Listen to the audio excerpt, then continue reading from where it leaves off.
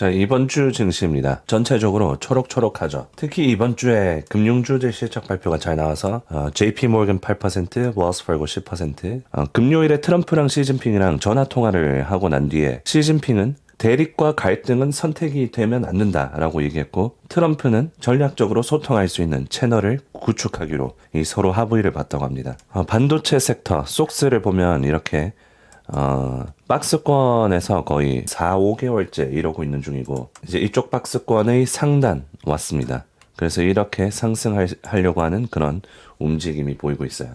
우선 나스닥이 이번 주에 이 하방 추세에서 벗어났어요. 여기 보시면 이 하방 추세에서 빼꼼 올라왔죠.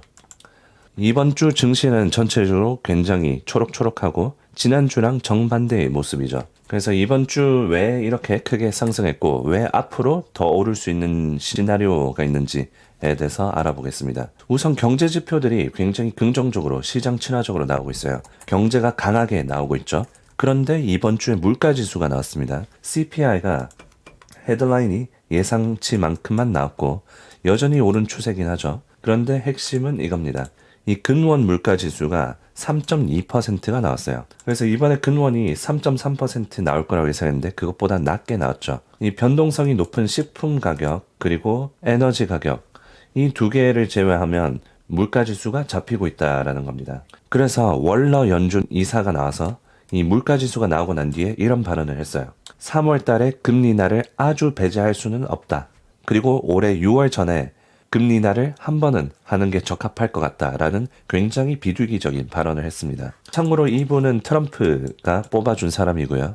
그래서 트럼프 친화적일 수도 있습니다. 그래서 관세에 관해서도 언급을 했는데 관세가 물가지수에 크게 영향을 주지는 않을 거다라는 식으로 얘기를 했어요.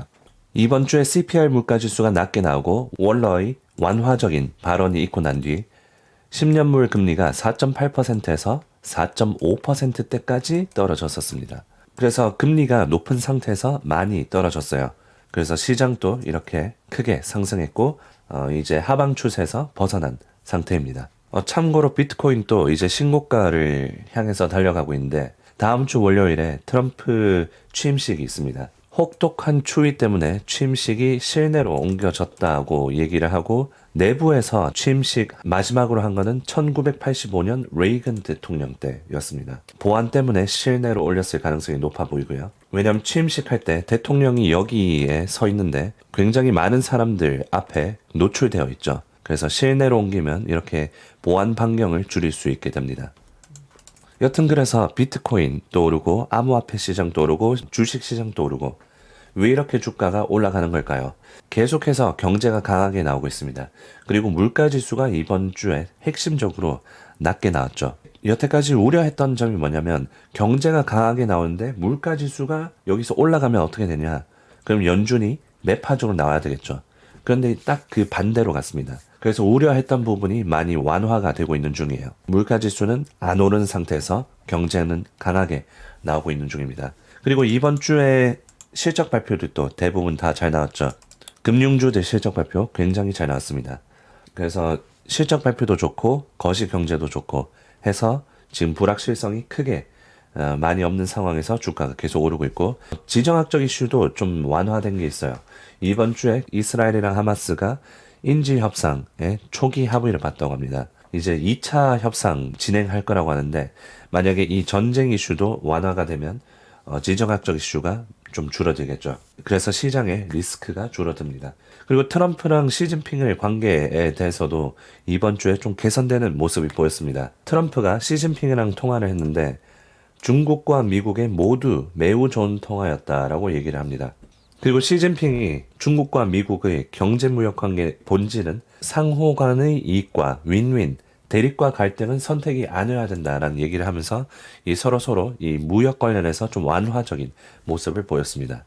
중국과 미국 관계의 무역 관계가 좀 호전이 되고 난 뒤로 이 반도체들이 급등했습니다. 중국이랑 미국이랑 이 AI 칩 관련해서 계속 그 규제에 관련된 얘기가 나왔습니다. 무역 관련해서 관세 얘기가 나올 때마다 반도체들이 못 갔는데 슬슬 올라가려고 하는 추세고요. 그리고 TSM 실적 발표가 이번 주에 잘 나오면서 이 장비 설비들이 굉장히 많이 올랐습니다. 테슬라 차트를 보면 이 상방 추세의 상단을 찍고 좀 내려왔습니다. 오늘 장마감 직전에 차익 실현이 나오는 이런 매도 물량이 나왔었고요.